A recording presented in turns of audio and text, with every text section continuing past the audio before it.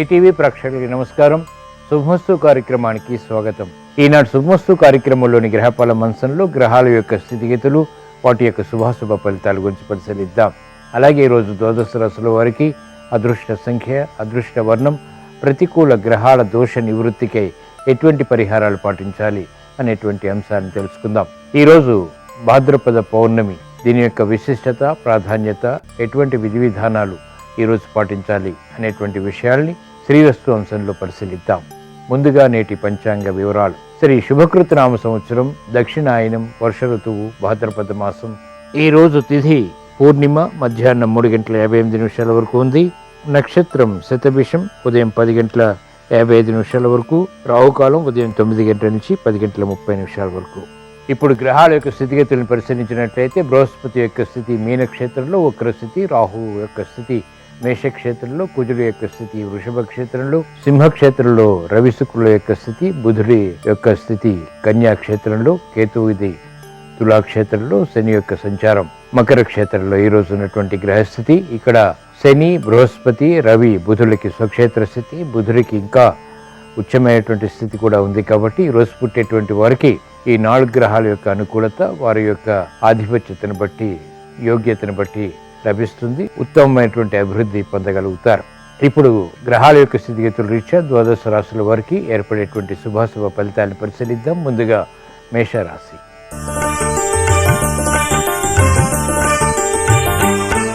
ఈరోజు మేషరాశి వారి ఫలితాన్ని పరిశీలించినట్లయితే ఆరోగ్య విషయంలో చిరు సమస్యలు ఉన్నప్పటికీ ఆర్థిక విషయాల్లో మెరుగైనటువంటి అవకాశాలు పొందగలుగుతారు. గతంలో కన్నా మెరుగైనటువంటి పరిస్థితులు ఆర్థికంగా బలాన్ని పెంపొందింపచేస్తాయి. సంభాషణల విషయంలో జాగ్రత్తలు పాటించాలి. స్థిరాస్తి విషయాల్లో ఆదాయాన్ని పెంపొందింపచేసుకునేటువంటి మార్గాలు సులభతరం అవుతాయి. వేధిస్తున్నటువంటి సమస్యల నుంచి క్రమక్రమంగా ఉపశమనం లభిస్తుంది. ఆగిపోయినటువంటి కార్యక్రమాల్ని పునఃప్రారంభించేటువంటి ప్రక్రియలు కూడా లభిస్తాయి. స్తబ్దత నుంచి ఉపశమనం లభిస్తుంది. కార్యక్రమాల్ని వేగవంతంగా పూర్తి చేసేటువంటి ప్రక్రియల్లో అడ్డంకులు, విరోధాలు ఉన్నప్పటికీ అంతిమ విజయాలు కూడా సాధించగలుగుతారు. రాజకీయ నిర్ణయాలు రాజకీయ రంగం వారికి ప్రతికూలతను పెంచుతాయి.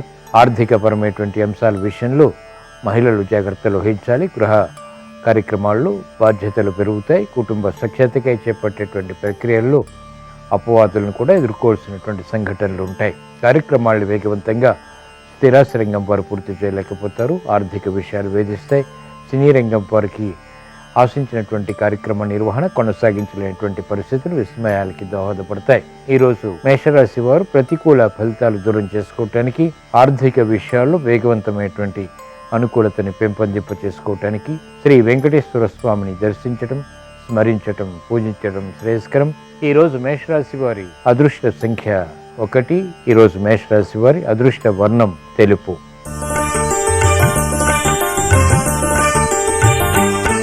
ఈరోజు వృషభ రాశి వారి ఫలితాన్ని పరిశీలించినట్లయితే ఆరోగ్య విషయంలో చిరు సమస్యలు ఉంటాయి. చేపట్టినటువంటి కార్యక్రమాలపై పట్టు బిగించగలుగుతారు. గృహ విషయాలు అనుకూలిస్తాయి. భూ సంబంధిత లావాదేవీలు కలిసి వస్తాయి. నూతన ఉత్సాహం పెరుగుతుంది. క్లిష్ట సమస్యల్ని పరిష్కరించుకోగలుగుతారు. ఆర్థిక పరమైనటువంటి అంశాల్లో ఆనందకర సంఘటనలు కూడా చోటు చేసుకుంటాయి. ఆశించినటువంటి కార్యక్రమ నిర్వహణ అన్ని రంగాల వారికి కలిసి వస్తుంది. క్రమశిక్షణతో కూడినటువంటి నిర్ణయాల ద్వారా విద్యార్థులకి మంచి లబ్ధి చేకూరుతుంది.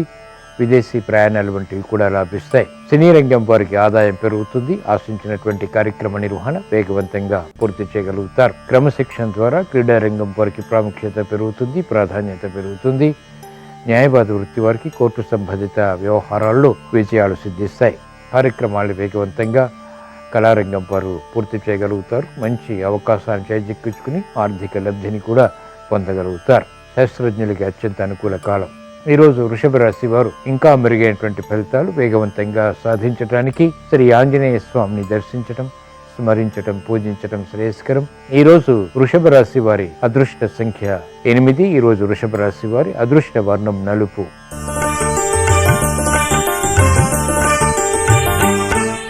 ఈరోజు మిథున రాశి వారి ఫలితాన్ని పరిశీలించినట్లయితే ధైర్యంతో కూడినటువంటి కార్యక్రమాలు కొనసాగించగలుగుతారు. గతంలో కన్నా మెరుగైనటువంటి పరిస్థితులు ఆర్థికంగా పొందగలుగుతారు. వృత్తి, వ్యాపార, ఉద్యోగ సంబంధిత కార్యక్రమాల్లో ఏర్పడినటువంటి సంకోచాలకు, సమస్యలకు పరిష్కారాలు కూడా లభ్యమవుతాయి. నూతన ఉత్సాహాన్ని గట్టి ప్రయత్నాలతో సాధించగలుగుతారు. విద్యాపరమైనటువంటి విషయాలు అనుకూలిస్తాయి. విదేశీ పర్యటనలు వంటివి కూడా లాభిస్తాయి. ఆర్థికపరమైనటువంటి అంశాల్లో ఆశించినటువంటి కార్యక్రమ నిర్వహణ కొనసాగించగలుగుతారు. యుక్తితో కూడినటువంటి కార్యాచరణ, తద్వారా విజయాలు మహిళలు పొందగలుగుతారు. గృహ విషయాల్లో సఖ్యత పెరుగుతుంది. పిల్లల విషయంలో ఆనందకర పరిస్థితుల్ని ఆహ్వానించగలుగుతారు. ప్రతిబంధకాలు వ్యాపార రంగం వారికి తగ్గుతాయి. గతంలో కన్నా మెరుగైనటువంటి ఎదుగుదల ఆదాయపరంగా బలాన్ని పెంపొందింపచేస్తుంది. శాస్త్రజ్ఞులకి అత్యంత అనుకూల కాలం. వ్యవసాయ రంగం వారికి వృత్తిపరమైనటువంటి వ్యవహారాల్లో పునఃప్రయత్నాలు కలిసి వస్తాయి. ఆదాయాన్ని పెంపొందింపచేస్తాయి. కార్యక్రమాలను సినీ రంగం వారు కొనసాగించగలుగుతారు. వేధిస్తున్నటువంటి సమస్యలకు పరిష్కారాలు కూడా లభిస్తాయి. ధైర్యంతో కూడినటువంటి నిర్ణయాల ద్వారా విజయాలు ప్రాప్తిస్తాయి. ఈరోజు మిథున రాశి వారు ప్రతికూల ప్రభావాన్ని ఎదుర్కోవటానికి చేపట్టినటువంటి కార్యక్రమాలు వేగవంతంగా కలిసి రావటానికి శ్రీ మహాగణపతిని దర్శించడం, స్మరించటం, పూజించడం శ్రేయస్కరం. ఈరోజు మిథున రాశి వారి అదృష్ట సంఖ్య 2. ఈరోజు మిథున రాశి వారి అదృష్ట వర్ణం ఆకుపచ్చ.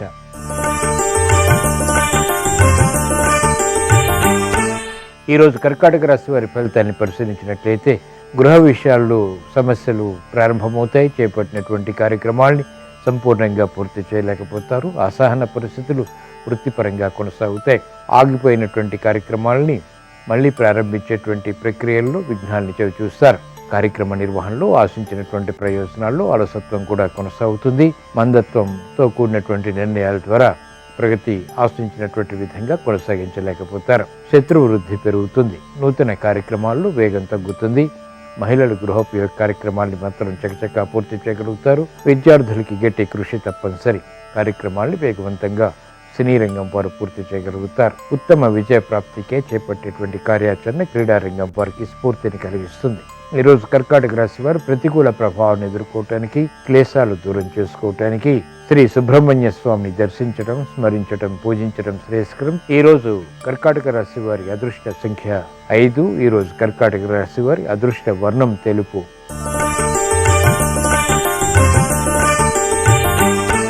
ఈరోజు సింహరాశి వారి ఫలితాన్ని పరిశీలించినట్లయితే ఆధిక్యతతో కూడినటువంటి పోరాటం వృత్తిపరంగా కొనసాగించగలుగుతారు. ఆగిపోయినటువంటి కార్యక్రమాల్లో స్తబ్దత ఇంకా కొనసాగుతుంది. మానసిక క్లేశాలు కూడా కొనసాగుతాయి. చేపట్టినటువంటి కార్యక్రమాలపై ఏకాగ్రత ఉన్నప్పటికీ ఆశించినటువంటి ప్రయోజనాలు ఆలస్యంగా లభిస్తాయి. మానసిక వేదనల్ని వెంటనే పరిష్కరించుకోలేకపోతారు. శత్రుత్వాలు పెరుగుతాయి. చేపట్టినటువంటి కార్యక్రమాలపై అలసత్వం కూడా ఉంటుంది. ఆర్థిక సంబంధిత లావాదేవీల విషయంలో జాగ్రత్తలు పాటించాలి. ఆశాజనకమైనటువంటి వాతావరణం ఉన్నప్పటికీ ఆఖరి నిమిషంలో ప్రతికూలంగా మారుతుంది. బాధ్యతలు పెరుగుతాయి. కీలక నిర్ణయాలు తీసుకోలేకపోతారు. రాజకీయ రంగం వారికి ప్రతికూలత ఉంటుంది. నూతన ఉత్సాహాన్ని పెంపొందింపజేసుకోలేకపోతారు. మహిళలు ఆరోగ్య విషయంలో జాగ్రత్తలు పాటించాలి.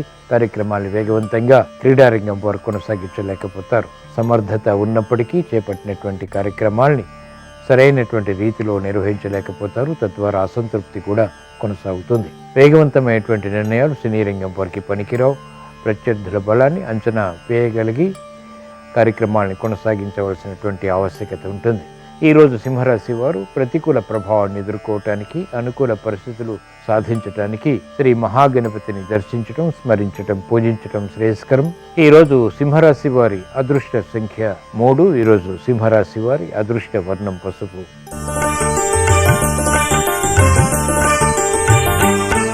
ఈరోజు కన్యారాశి వారి ఫలితాలని పరిశీలించినట్లయితే అలంకరణకి ప్రాధాన్యతనిస్తారు. సూక్ష్మత పెరుగుతుంది. యుక్తితో కూడినటువంటి కార్యక్రమాలను వేగవంతంగా పూర్తి చేయగలుగుతారు.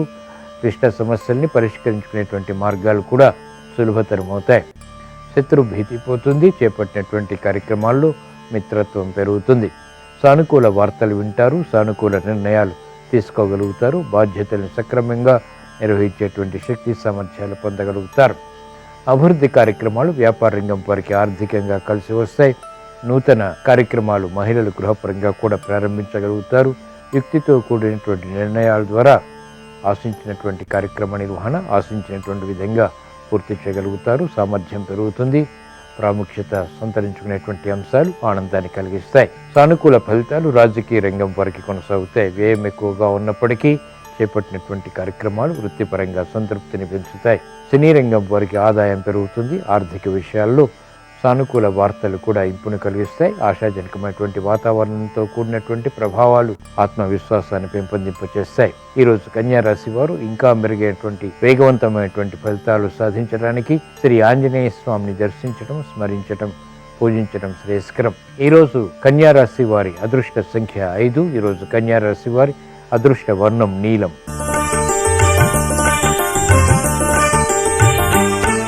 ఈరోజు తులారాశి వారి ఫలితాలను పరిశీలించినట్లయితే భూ సంబంధిత లావాదేవీలు కలిసి వస్తాయి. శత్రుత్వం ఉన్నప్పటికీ చేపట్టినటువంటి కార్యక్రమాలని సామూహికంగా నిర్వహించి విజయాలు సాధించగలుగుతారు.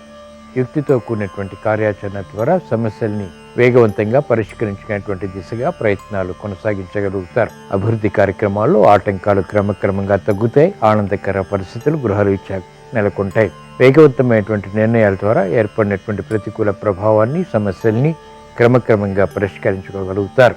గృహ విషయాలు అనుకూలిస్తాయి. ఆర్థికపరమైనటువంటి అంశాలు క్రమక్రమంగా లాభిస్తాయి. ఆరోగ్య విషయంలో చిరు జాగ్రత్తలు పాటించాలి. నూతన ఉత్సాహం మహిళలకు పెరుగుతుంది. గతంలో కన్నా మెరుగైనటువంటి పరిస్థితులు ఆనందాన్ని కలిగిస్తాయి. చేపట్టినటువంటి కార్యక్రమాల్లో ప్రోత్సాహాన్ని పొందగలుగుతారు. విద్యార్థులకి అనుకూల కాలం. చేపట్టినటువంటి కార్యక్రమాల్లో ఆగిపోయినటువంటి విషయాల్ని పునఃప్రారంభించి విజయాలు సాధించగలుగుతారు. విదేశీ సంబంధిత విద్యా ప్రయత్నాల్లో ఏర్పడినటువంటి ఆటంకాలని కూడా పరిష్కరించుకోగలుగుతారు. క్రమశిక్షణతో కూడినటువంటి నిర్ణయాల ద్వారా వ్యాపార రంగం వారికి నష్టద్రవ్య ప్రాప్తి చేకూరుతుంది. సంబంధ బాంధవ్యాలు మెరుగవుతాయి. ఈరోజు తులారాశి వారు ఇంకా మెరుగైనటువంటి ఫలితాలు సాధించడానికి, ప్రతికూల ప్రభావాన్ని ఎదుర్కోవటానికి శ్రీ సుబ్రహ్మణ్య స్వామిని దర్శించటం, స్మరించటం, పూజించటం శ్రేయస్కరం. ఈరోజు తులారాశి వారి అదృష్ట సంఖ్య 8. ఈరోజు తులారాశి వారి అదృష్ట వర్ణం నీలం.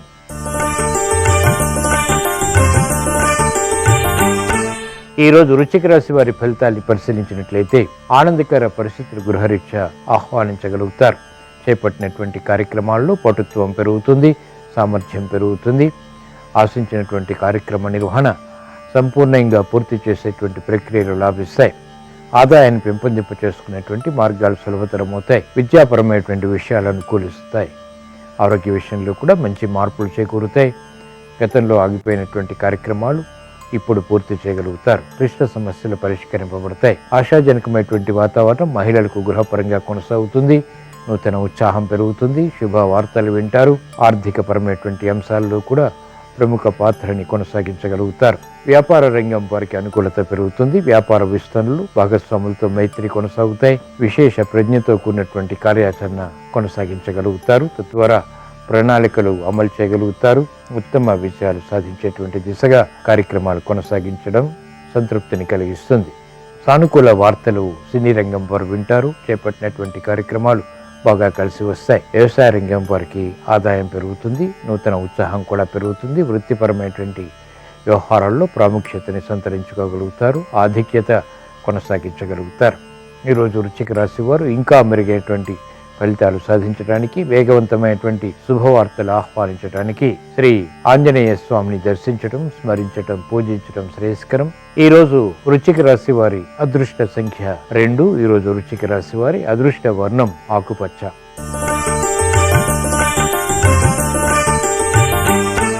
ఈరోజు ధనుసు రాశి వారి ఫలితాన్ని పరిశీలించినట్లయితే ఆర్థిక పరమైనటువంటి అంశాల్లో వేగవంతమైనటువంటి నిర్ణయాలు తీసుకోలేకపోతారు. స్తబ్దత కొనసాగుతుంది. స్థిరాస్తి విషయాల్లో జాగ్రత్తతో కూడినటువంటి నిర్ణయాలు తీసుకోవాల్సి వస్తుంది.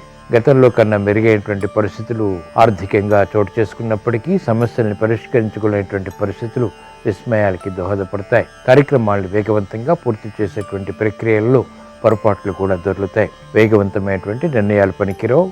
ఆర్థిక విషయాల్లో ముఖ్యంగా ఆచితూచి వ్యవహరించాలి. మోసపూరిత వాతావరణం కొనసాగుతుంది. తద్వారా సమస్యలు వెలుగులోకి వస్తాయి.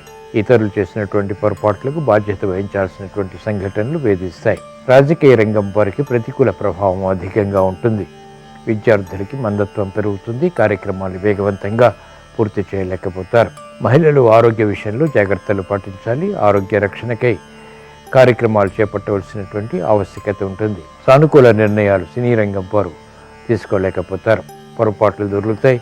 అధిక ఒత్తిళ్లు ఆర్థికంగా కూడా చోటు చేసుకుంటాయి. ఆర్థిక విషయాల్లో వైద్య వృత్తి వారు జాగ్రత్తలు వహించాలి. అలజడి కొనసాగుతుంది.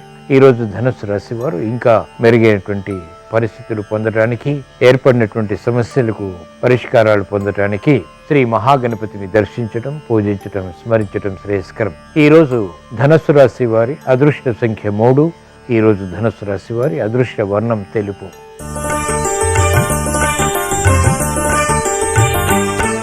ఈరోజు మకర రాశి వారి ఫలితాన్ని పరిశీలించినట్లయితే ఆదాయాన్ని పెంపొందింప చేసుకునేటువంటి మార్గాలు సులభతరమవుతాయి.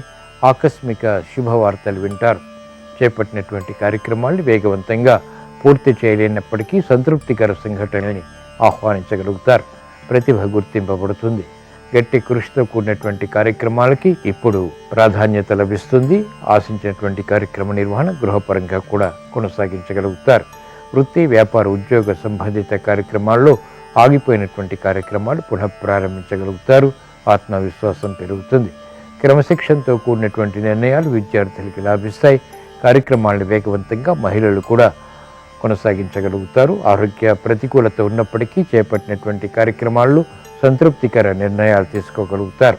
ప్రాధాన్యతను సంతరించుకునేటువంటి అంశాలు సినీ రంగం వారికి కలిసి వస్తాయి. ఆర్థిక విజయాలు న్యాయవాద వృత్తి వారికి కూడా కొనసాగుతాయి. చేపట్టినటువంటి కార్యక్రమాలు వైద్య వృత్తి వారికి కూడా లాభిస్తాయి. ఈరోజు మకర రాశి వారు ఇంకా మెరుగైనటువంటి ఫలితాలు సాధించడానికి శ్రీ ఆంజనేయ స్వామిని దర్శించటం, పూజించటం, స్మరించటం శ్రేయస్కరం. ఈరోజు మకర రాశి వారి అదృష్ట సంఖ్య 8. ఈరోజు మకర రాశి వారి అదృష్ట వర్ణం నలుపు.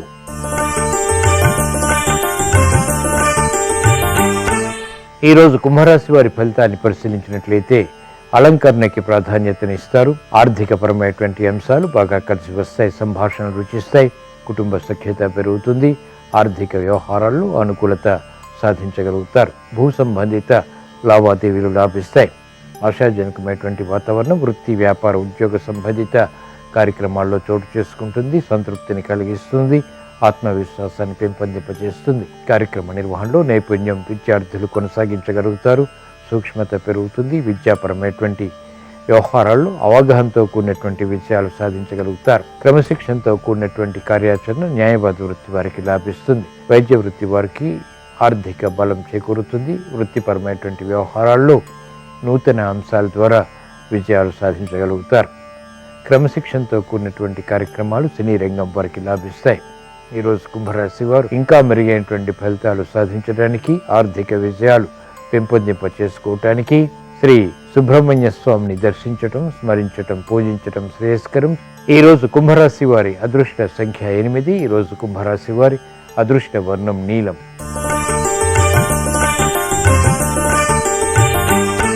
ఈరోజు మీనరాశి వారి ఫలితాన్ని పరిశీలించినట్లయితే మానసిక రుగ్మతలు ఉన్నప్పటికీ చేపట్టినటువంటి కార్యక్రమాలు సంపూర్ణంగా పూర్తి చేయగలుగుతారు. శ్రమతో కూడిన విజయాలు సిద్ధిస్తాయి. ధైర్యంతో కూడిన కార్యక్రమాలు చేపట్టగలుగుతారు. శత్రువులపై విజృంభించగలుగుతారు. క్రమశిక్షణతో ఏర్పడినటువంటి కార్యాచరణ, మంచి ప్రణాళికలు అమలు చేసేటువంటి శక్తి సామర్థ్యాలు లభిస్తాయి.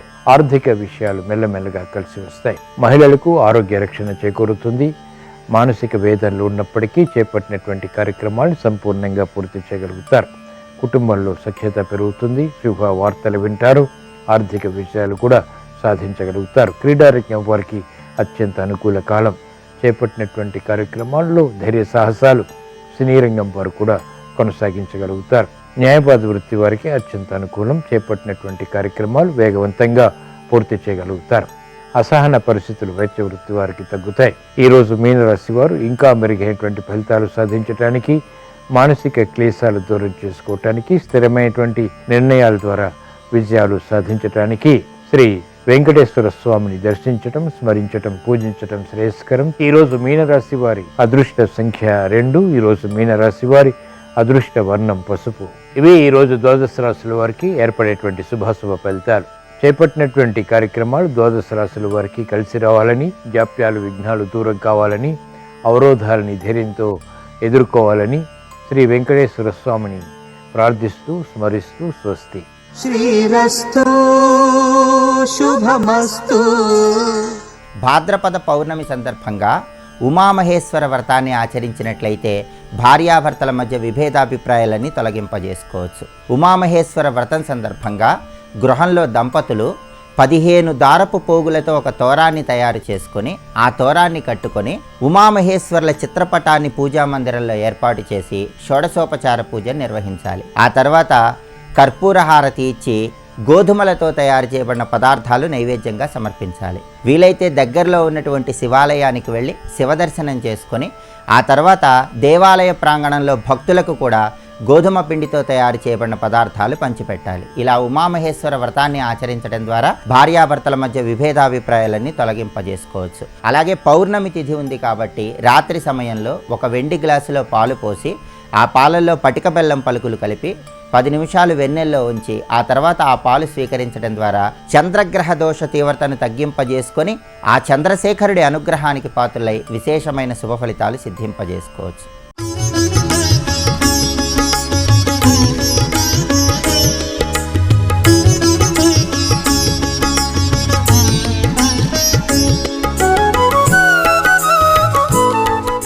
శుభమస్తు కార్యక్రమంలో గృహబలం అంశానికి స్వాగతం.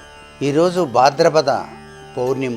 ఈనాడు ఎవరైనా సరే ఇంట్లో లక్ష్మీదేవి అనుగ్రహం కోసం ప్రత్యేకముగా గనక పూజాది కార్యక్రమాలు నిర్వహించినట్లయితే లక్ష్మీ కటాక్షం ఆ ఇంట ఎల్లవేళలా కూడాను వెల్లివిరుస్తుంది.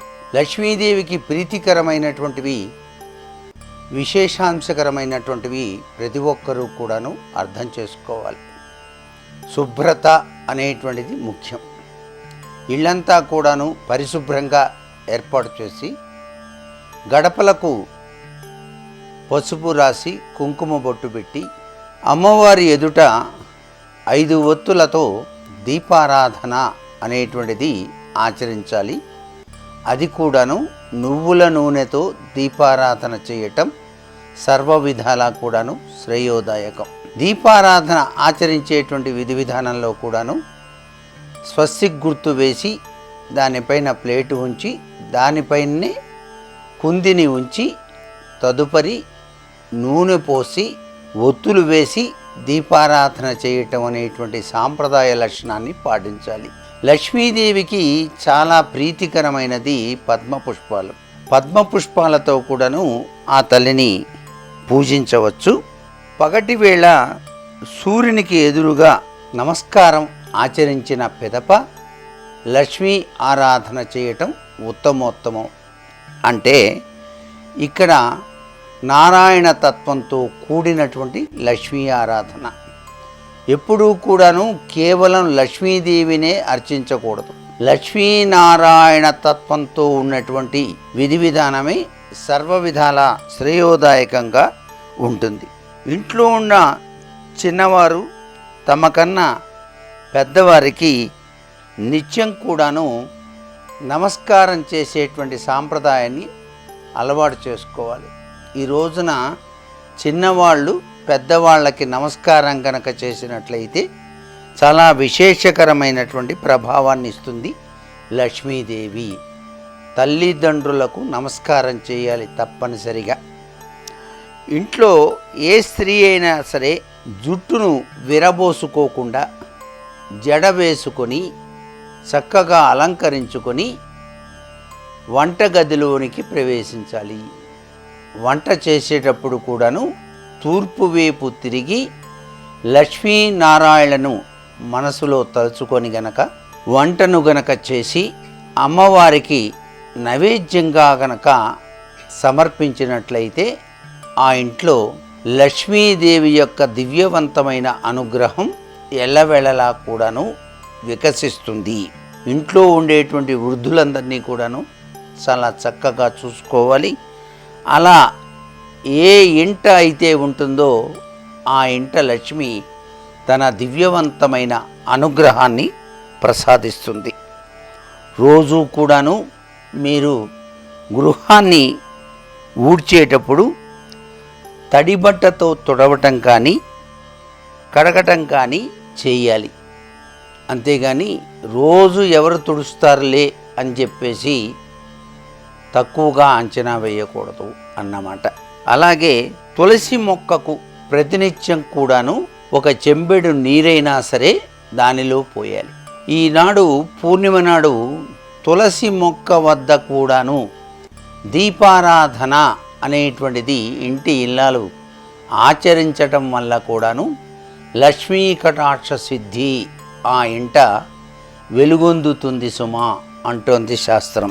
ఈరోజు పౌర్ణమి కాబట్టి పౌర్ణమి నాడు అతిథులను సత్కరించడం అనేది సాక్షాత్తు శ్రీమన్నారాయణుడు ఇంటికి వచ్చినట్టే లెక్క.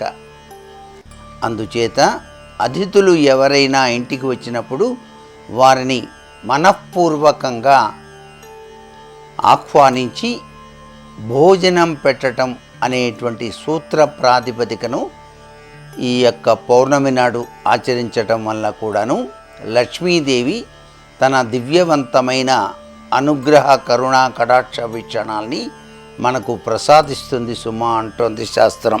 పగటి కాలాన్ని వదిలేసి రాత్రివేళ ఇంటిని ఊడవటం అనేటువంటిది పనికిరాదు.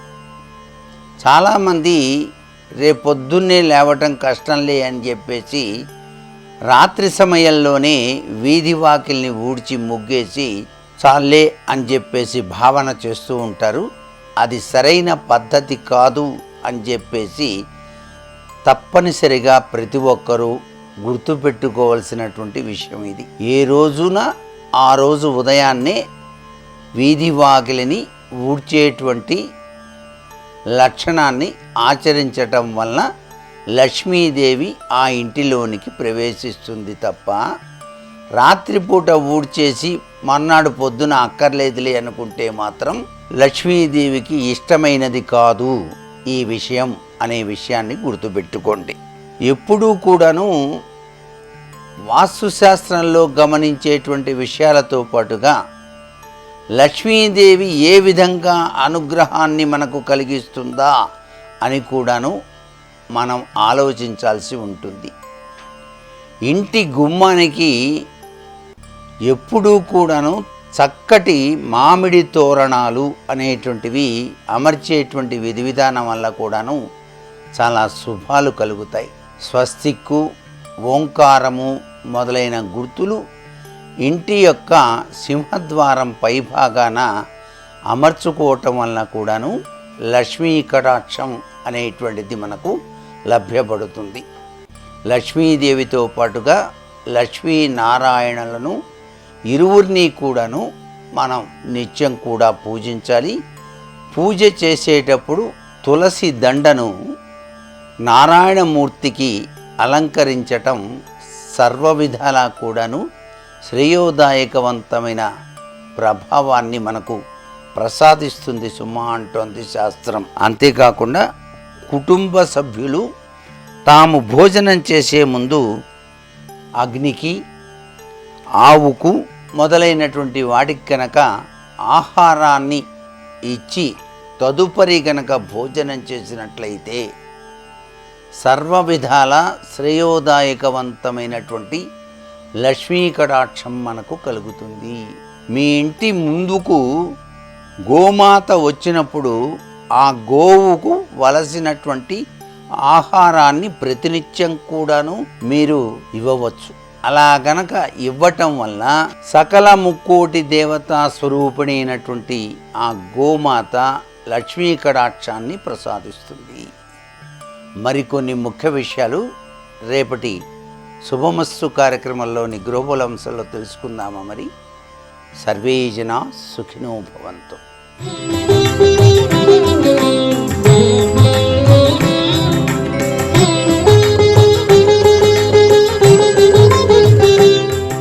శుభోదయం. శుభమస్తు కార్యక్రమంలో శుభం లాభం అనే అంశానికి స్వాగతం. శుభం కలగాలి, క్షేమం కలగాలి, లాభాలు కలగాలి అంటే వినాయకుడిని పూజించాలి.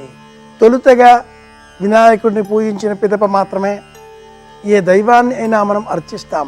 అలాంటి ఆ వినాయకుడిని అర్చించేటటువంటి క్రమంలో వరసిద్ధి వినాయక స్వామి అన్న పేరిట చతుర్థి నుంచి చతుర్దశి వరకు పూజించినటువంటి వరుసలో చతుర్దశి నాడు గణపతిని నీటిలో నిమజ్జనం చేశాం. శుభాలు కలిగించాలి అనేటటువంటి నియమాల మేరకు ఆ గణపతి మన ఇంటిలో సమస్తమైన లాభాలను మనకు అందిస్తూ శాశ్వతంగా కొలువై ఉంటాడు. అలా శుభలాభాలను అందించేటటువంటి గణపతి మన ఇంటిలో శాశ్వతంగా కొలువై ఉండాలి అంటే పాటించవలసిన విధులు ఏమిటి? ఇంటిలో వినాయక ప్రతిమలు ఎన్ని ఉండాలి? వినాయక చిత్రపటాలను ఏ దిక్కులో పెట్టుకోవాలి? ఇంటిలో వినాయకుడి చిత్రపటాన్ని ప్రధాన ద్వారానికి బయట వేలాడదీస్తే కలిగే ప్రయోజనం ఏమిటి? ఒంటికన్ను వినాయకుడి చిత్రపటం ఎంత మేరకు ప్రయోజనాన్ని కలిగిస్తుంది? వినాయకుడి విగ్రహాన్ని డ్రాయింగ్ రూములో అట్టి పెట్టుకోవచ్చా? పూజా గదిలో ఎన్ని వినాయకుడి ప్రతిమలు ఉండాలి? అలాంటి ప్రశ్నలు అనేకం మన మనస్సులలో ఉత్పన్నం అవుతూ ఉంటాయి. పూజించేటటువంటి చోట వినాయకుడిని 1, 2 విగ్రహాల కంటే మించి పెంచకూడదు అని ప్రమాణం చెబుతుంది. 3 అన్న సంఖ్యని పరిమితం చేస్తూ ఏ ఇంటిలో కూడా 3 వినాయక విగ్రహాలు అట్టి పెట్టుకోకూడదు. 2 శివలింగాలు ఉండకూడదు. 2 కంటే మించి వినాయక ప్రతిమలు ఉండకూడదు అని కూడా శాస్త్రం చెబుతుంది. ఒక వినాయకుడును మనం పూజించేటటువంటి క్రమంలో అంతటా వ్యాపించి ఉండేటటువంటి వినాయకుడిగా, మహాగణపతిగా ఒక చెక్క రూపంలో, పిల్లాయప్పగా నలుపు రంగులో ఉండే చెక్క రూపంలో లేదా పసుపు ముద్ద రూపంలో అర్చిస్తూ ఉంటాం. అలా అర్చించిన ఆ మహాగణపతి మన మనస్సులో స్థిరత్వంగా, స్థిర నివాసంగా ఏర్పాటు మన మనస్సులో సంకల్పం జరిగిన పిదప గచ్చ గచ్చ సురశ్రేష్ఠ ఆ గణపతిని మనం ఉద్వాసన పలికి తదుపరి మహాగణపతిని పూజిస్తాం. గణపతిని పూజించే క్రమంలో కూడా 2 గణపతులను మనం ఇక్కడ గమనించవచ్చు. ఒక గణపతి చర రూప గణపతి, 2వ గణపతి స్థిర రూప గణపతి. పదార్థానికి 2 విధాలుగా శక్తులను ఆపాదించవచ్చును అంటుంది సామాన్య శాస్త్రం, ఫిజిక్స్. చలన శక్తి, గతి శక్తి అన్న పేరిట, స్థిర శక్తి, స్థితి శక్తి అన్న పేరిట 2 విధాలుగా మనం శక్తిని గమనిస్తూ ఉంటాం. స్థితి శక్తి ప్రధాన గణపతి, చలన శక్తి మహాగణపతి. ఇలా మనలో కూడా ఆలోచనలు స్థిరంగా ఉండాలి. ఎంత స్థిరంగా ఉంటాయో ఆ స్థిరత్వం పొందకంటే పూర్వం చలనపూర్వకంగా కూడా ఉండాలి. ఆలోచనలు అలా కొత్తవి వస్తూ ఉంటేనే ఊహలు పెరుగుతాయి. పెరిగిన ఆ ఊహలు, ఆలోచనలు స్థిర రూపం పొందితే ఆలోచనలు సాకారమై కార్యం విజయవంతం అవుతుంది. ఈ నేపథ్యంలో విశేషంగా శుభాలు, లాభాలు మన ఇంట కలకాలం ఉండే నిమిత్తమై వినాయకుడి చిత్రపటాన్ని మన ఇంటిలో నైరుతి దిగ్భాగంలో వేలాడదీయాలి. దక్షిణం వైపు గోడకు, ఉత్తరం చూచే విధంగా లేదా పడమర వైపు గోడకు, ఆగ్నేయం తూర్పు వైపులుగా చూచే విధంగా ఏర్పాటు చేసుకోవాలి. పూజా గదిలో పంచాయతన రూపంలో గణపతిని అర్చించేటటువంటి క్రమంలో కుడి చేతి బొటనవేలి ప్రమాణం కంటే మించనటువంటి వెండి, రాగి, ఇత్తడి ఈ లోహాలతో కూడుకుని ఉన్నటువంటి అర్చామూర్తిని ప్రాణప్రతిష్ఠ గావించి పూజాగృహంలో పెట్టుకోవాలి. వెండి, రాగి, ఇత్తడి, బంగారం ఈ 4ంటికే రాజలోహములు అని పేరు. గణపతిని అర్చించేటటువంటి క్రమంలో ఈ 4 లోహాలలో ప్రధానమైన లోహం రాగితో చేయబడ్డ అర్చామూర్తి గణపతి ప్రతిమ. బంగారం కన్నా, వెండి కన్నా, ఇత్తడి కన్నా శ్రేష్టం రాగి లోహంతో ఏర్పాటు చేసుకున్నటువంటి అర్చామూర్తి గణపతి ప్రతిమ. పూజాగృహంలో గణపతి ప్రతిమను నైరుతి దిగ్భాగంలో ఏర్పాటు చేసుకోవాలి. అలాగే ప్రధాన ద్వారానికి బయట వైపున, అంటే గేటులో నుంచి ఇంటిలోనికి ఎవరైనా వచ్చే సమయంలో వారికి కనిపించే విధంగా ప్రధాన ద్వారం పైన వినాయకుడి చిత్రపటాన్ని కానీ అర్చామూర్తిని కానీ ఏర్పాటు చేసుకున్నట్లయితే లోనికి వచ్చేవారు ఆ ప్రతిమ లేక అర్చామూర్తిని చూసి స్థిరమైన మనస్సుతో, మనపైన ఏ విధంగానైనా వారి వారి మనస్సులలో వ్యతిరేక ఆలోచనలు ఉంటే ఆ ఆలోచనలను విడిచిపెట్టుకొని భక్తి పురస్సరంగా ఇంట్లోకి వస్తారు. అత్యాధునికంగా ఏర్పాటు చేసేటటువంటి నూతన ఆలోచనలలో ఏనుగు కన్ను చిత్రపటాన్ని ప్రధాన ద్వారానికి పై భాగంలో కూడా వేలాడి తీసుకున్నట్లయితే సమస్తమైన విజయాలకు మన ఇల్లు ఆలవాలమవుతుంది. అలాగే చిన్నారి బాలబాలికలను గణేశ గణపతి అని సంబోధించడంలో కూడా గణపతి అనుగ్రహాన్ని మనం పొందిన వాళ్ళము అవుతాం. ప్రదోష సమయంలో గణపతిని స్మరిస్తే 10 లాభాలు అని పూర్వం ఒక సామెత రూపంలో చెప్పేటటువంటి వారు. గణపతిని పూజించే సమయం ఏది అన్న ప్రశ్న వేసుకుంటే అది ప్రదోష సమయం, సాయంత్రం వేళ. ఇలాంటి సందర్భాలతో గణపతిని మన మనస్సులో నిలుపుకొని సమస్త శుభాలు లాభాలు కలిగే విధంగా ఆ గణపతిని స్తోత్రం చేద్దాం. గణపతికి ప్రీతికరంగా నవధాన్యాలను సమర్పించడం, మినుములను సమర్పించడం, పెసలతో పూజించడం, పత్రములతో పూజించడం, పత్రరూప వినాయకుడిని అర్చించడం, గోమాతకు పచ్చికను ఆహారంగా అందించడం, ఏనుగు ప్రతిమలను పూజాగృహంలో ఏర్పాటు చేసుకోవడం, ఈ అన్నింటి వెనుక ఉండే అంతరార్థం ఒకటే. ఆలోచనలను స్థిరంగా ఏర్పాటు చేసుకునే విధంగా, ఆలోచనలను కుదురుగా ఉండే విధంగా ఏర్పాటు చేయడం, ప్రయత్నాలు కొనసాగించడం, ఇది గణపతి పూజించడంలో ఉండే అంతరార్థం. శుభం కలగాలి, లాభం కలగాలి అని మనమంతా కూడా కోరుకుంటాం. ముద్గల పురాణ కథనాలను అనుసరించి శుభుడు లాభుడు ఈ ఇరువురు కూడా వినాయకుడికి సంతానంగా ఆ పురాణం వర్ణిస్తుంది. సంతానం అంటే ప్రయోజనాన్ని అందించేటటువంటి ఫలాలుగా మనం గుర్తించాలి. అంటే గణపతిని పూజిస్తే మనకు కలిగేటటువంటి ప్రయోజనాలు, ఫలాలు, శుభము, లాభము. గణపతిని పూజిద్దాం.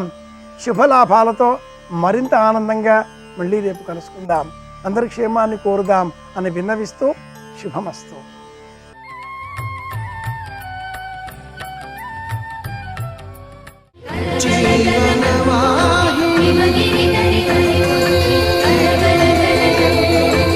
గండాలను పాపాలను కడిగివేయగా ముక్తి నదిని 3 మునకలే చాలుగా.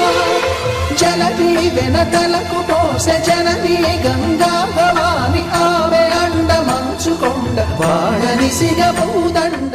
శాస్త్రం చెప్పినటువంటి మాట ఏది ఉందో అది, గురువుగారు చెప్పినటువంటి మాట ఏది ఉందో అది పరమ సత్యములు. వాళ్ళ నోటి వెంట అసత్యాలు రావు. శాస్త్రం చెప్పింది సత్యం, గురువుగారు చెప్పారు సత్యం అన్న నమ్మకంతో దాన్ని అనుష్ఠించగలిగినటువంటి ప్రజ్ఞ అంకురిస్తే దానికి శ్రద్ధ అని పేరు. ఆ శ్రద్ధ కలిగితే ఏమవుతుంది అంటే సా శ్రద్ధ కలితా సిద్భి యయా వస్తూపలభ్యతే. ఆ శ్రద్ధ కలిగినటువంటి వాడు జీవితంలో పొందలేనిది అన్నది ఉండదు. సమస్తము చేకూరుతాయి. ఎక్కడి నుంచి చేకూరుతాయి అంటే అదిగో ఆ గురువు గారి మాట, శాస్త్రము చేత చెప్పబడిన మాట, సత్యములు అన్న పూనిక కలగడం చేత. ఈ శ్రద్ధ ఎక్కడి నుంచి వస్తుంది అంటే నదీ స్నానం చేయడం చేత వస్తుంది. అందుకే ప్రతినిత్యము నదీ స్నానం చేసేటటువంటి అలవాటు ఉన్న వాళ్ళకి పుణ్యకర్మాచరణమునందు విశేషమైనటువంటి అనురక్తి కలుగుతుంది. ఆ అనురక్తియే వారి చేత నిషిద్ధ కర్మల్ని భంజనం చేయించి విహిత కర్మాచరణమునందు అనురక్తిని పెంచి కురుపుణ్య మహోరాత్రం అని ఈ శరీరం ఉండగా చెయ్యగలిగినంత పుణ్యం చేసుకోవాలని వారు పుణ్యకర్మాచరణము చేయడంలో మంచి అభిరుచిని పొందినటువంటి వారై జీవితాన్ని సార్థక్యం చేసుకుంటారు. అటువంటి శక్తి ఎక్కడి నుంచి వస్తుంది అంటే నదీ స్నానము వలన వస్తుంది. ఇన్ని ప్రయోజనములకు ఆలవాలము నదులు. ఆ నదులు ఇన్ని రకాలైనటువంటి శక్తుల్ని అనుగ్రహిస్తాయి. అనుగ్రహించడమే కాదు, నదులన్నిటికీ కూడా ఆ నీటికి పైన ఎప్పుడూ కూడా అనుగ్రహ శక్తిగా ఉండేవాడెవరు అంటే పరమేశ్వరుడు. అందుకే అటువంటి పరమేశ్వరుడు నీటి రూపంలో ఉండి లోకాలన్నిటినీ బ్రతికిస్తాడు. వ్యాసభగవానుడు లింగపురాణం చేస్తూ సంజీవనం సమస్తస్య జగత సలిలాత్మిక భవ ఇత్యుచ్యతే మూర్తిర్భవస్య పరమాత్మనః అంటాడు. నీటి రూపంలో ఉంటాడు శివుడు. అందుకే ఆయనకి భవ అని పేరు, భవాయ దేవాయ నమః అని. ఆ నీటి రూపంలో ఉండేటటువంటి శివుడు సమస్తమైనటువంటి ప్రాణుల యొక్క ప్రాణములను కాపాడతాడు. అందుకే వేదం నీటిని కీర్తిస్తుంది. ఒక్క నీటికి మాత్రమే ఒక శక్తి ఉంది. శరీరము నుండి ఉద్గమిస్తూ పైకి లేచిపోతున్న ప్రాణాల్ని మళ్ళీ వెనక్కి తెచ్చి శరీరమునందు ఉండేటట్టుగా చెయ్యగలిగినటువంటి శక్తి పంచభూతాల్లో ఎవరికి ఉంది అంటే ఒక్క నీటికే ఉంది. మీరు పృథివీ తేజో, వాయు, ఆకాశములు ఈ నాలుగింటిలో ఏదీ కూడా ప్రాణము ఉత్క్రమణమైపోయి స్పృహ తప్పిపోయినప్పుడు ఊపిరి తీస్తుండొచ్చు, కానీ ప్రాణములు తమ తమ స్థానముల నుండి పైకి లేచిపోయి ఉద్గమిస్తున్నప్పుడు వాటిని వెనక్కి తేగలిగిన శక్తి ఎవరికి ఉంటుంది అంటే ఒక్క నీటికే ఉంటుంది. అందుకే స్పృహ తప్పి పడిపోయిన వాడికి నిప్పు తగల్చండి, యాపిల్ పండు చేతిలో పెట్టండి అనరు, నీళ్లు చల్లుతారు ముఖం మీద. నీళ్లు చల్లి కాసిన నీళ్లు తాగిస్తే వెంటనే స్వస్థత పొంది లేచి నిలబడతాడు. నీరు ప్రాణములను వెనక్కి తేగలిగినదై ఉంటుంది, మూర్ఛ నుంచి మనిషిని పైకి లేచేటట్టుగా చేస్తుంది. ఇన్ని శక్తులు నీటి యందు ఉన్నాయి కాబట్టే ఆ నీటిని అమృతము అని పిలుస్తారు. ఈ లోకంలో ప్రవహించేటటువంటి అమృతం ఏది అంటే నీరే. ఆ ప్రవాహ స్వరూపమే నది. ఆ నదులు మామూలుగా ఏదో సాధారణంగా ప్రవహించేటటువంటి స్వరూపాలుగా సనాతన ధర్మం చెప్పలేదు. పరమ సత్యమేమి అంటే ఆ నదులకు సనాతన ధర్మానికి అంత గొప్ప సంబంధం ఉంది. ఎంతకాలము నదులు గౌరవింపబడతాయో, ఎంతకాలము నదీ తీరములలో సనాతన ధర్మ సంబంధమైన కార్యక్రమాలు నడుస్తుంటాయో, ఎంతకాలము నది పట్ల మనం మర్యాద పాటిస్తామో, ఎంతకాలం నది పట్ల మనం గౌరవాన్ని ప్రకటనం చేస్తామో అంతకాలము కూడా నదులు లోకాన్నంతటినీ అనుగ్రహిస్తుంటాయి. అటువంటి శక్తులు కలిగినటువంటివి నదులు. ఏదో సాధారణమైనటువంటి ప్రవాహం కాదు. అందులో చాలా గొప్పదిగా కీర్తింపబడేటటువంటి నది గంగానది. ఎన్నో నదులు ఉన్నాయి, ఏ నదికి ఆ నదే చాలా విశిష్టమైనటువంటి నది. ఒక్కొక్క నది రావడానికి ఒక్కొక్క కారణం ఉంది. ఏ కారణము లేకుండా ఏదో బుగ్గగా పుట్టి ప్రవహించాయని నీటి గురించి చెప్పలేదు. మీరు నదుల యొక్క చరిత్ర కావ్యాల్లో పురాణాల్లో పరిశీలనం చేస్తుంటే ఒక్కొక్క నది ఆవిర్భవించింది అంటే దాని వెనక ఏదో భగవత్ సంబంధమైన కారణం ఉంటుంది. ఆ కారణం చేత ఆ నది ఉద్భవించి లోకాన్నంతటినీ కూడా తరింపచేస్తుంటుంది. ఎన్నో నదులు మనకున్నప్పటికీ మనం ప్రధానంగా నది అనేటప్పటికి స్మరించేది, నది అనేటప్పటికి నమస్కరించేది, జీవితంలో ఒక్కసారైనా వెళ్ళి మనం స్నానం చెయ్యాలని కోరుకునేది గంగానది. గంగానదిని అమ్మ అన్న పేరు కలపకుండా అసలు మనం సంబోధన చెయ్యం. మిగిలిన నదుల్ని అమ్మ అని కలుపుతామో లేదో స్పష్టంగా చెప్పడం కష్టం. బ్రహ్మపుత్రమ్మ అంటామో అనమో, కానీ గంగమ్మ అని మాత్రం అనకుండా ఉండం. సీతాదేవి పేరు చెప్తే ఎలా సీతమ్మ అంటామో అలా గంగాదేవి పేరు చెప్తే మాత్రం ఆవిడ గంగాదేవి అని ఎవరనరు, గంగమ్మ అనే అంటారు. అమ్మ అన్న సంబోధనతో గంగ అంత గొప్పగా అనుబంధాన్ని పెంచేసుకుంది. భారతీయుల యొక్క జీవితాలలో మమేకమైపోయింది. సనాతన ధర్మానికి ఆయువు పట్టు. అసలు గంగానది ఉన్న కారణం చేతనే భారతదేశానికి ఇంత ఖ్యాతి రావడం అన్నది జరిగింది. మీరు ఎక్కడికి వెళ్ళండి, గంగానది అన్న పేరు చెప్పేటప్పటికి 2 చేతులెత్తి నమస్కరించని వాళ్ళు ఉండరు. గంగా స్నానము అంటే చాలు అంత పరవశించిపోతారు. మిగిలిన నదుల యొక్క జలాలు ఇంట్లో ఉంటాయో ఉండవో తెలియదు, కానీ ఎవరైనా యాత్ర చేసి వచ్చి ఆ గంగానది జలాలు ఉన్నటువంటి ఒక చిన్న కలశ తీసుకొచ్చి ఇస్తే ఎంతో పవిత్రంగా పూజామందిరంలో ఉంచుకుని నమస్కారం చేస్తాం. అభిషేకం చేస్తున్నాము అంటే గంగానదీ జలాలు తేకుండా, ఆ జలాలు లేకుండా అసలు పెద్ద స్థాయిలో జరిగేటటువంటి అభిషేకములు నిర్వర్తించరు. ఒకవేళ సామాన్య జలాలతో అభిషేకం చెయ్యవలసి వచ్చినప్పటికీ మొట్టమొదట ఆవాహన చేయబడేటటువంటి నది ఏది అంటే గంగానది. మీరొక్కటి ఆలోచించండి, నది ఎక్కడో ఉంది, మీరు పిలిచారు గంగా ఇలా రా అని. ఎలా వస్తుంది గంగా? అది కేవలం స్థూలంగా ఒక నది అనుకోండి, అప్పుడు ఆ నది అక్కడి నుంచి వచ్చి ఇక్కడ ప్రవేశించింది అనడానికి ఆధారం ఉండదు. ఒక మూర్తిని తయారు చేసి నేను పూజ పూర్తి చేసే పర్యంతము కూడా మీరు ఈ బింబమునందు ఉండండి అని ఒక మంత్రంతో పిలిస్తే భగవంతుని యొక్క శక్తి వచ్చి ఆ మూర్తిలోకి చేరితే మనం షోడశోపచారాలతో ఆ మూర్తికి పూజ ఎలా పూర్తి చేస్తున్నామో, ఒక వినాయక వ్రతకల్పం చేస్తే మట్టితో చేసినటువంటి విఘ్నేశ్వర ప్రతిమను అక్కడ పెట్టి ఈ పూజ పూర్తయ్యే వరకు ఓ విఘ్నేశ్వర నీ యొక్క శక్తి ఈ బింబమునందు ప్రవేశించుగాక అని ప్రార్థన చేస్తే మాంసనేత్ర మనకు దొరకకపోయినప్పటికీ ఆ తేజస్సు అందులో ప్రవేశించిందని షోడశోపచారాలతో పూజ చేసి ఆయన పాదముల మీద పడిన గరిక కళ్ళకద్దుకది తల మీద ఎలా పెట్టుకుంటున్నామో అలాగే మాంసనేత్ర మనకు దొరకనటువంటి రీతిలో నదుల యొక్క అధిష్టాన దేవతల యొక్క అనుగ్రహ శక్తి నీటి యందు ప్రవేశిస్తుంది మంత్రంతో పిలిస్తే.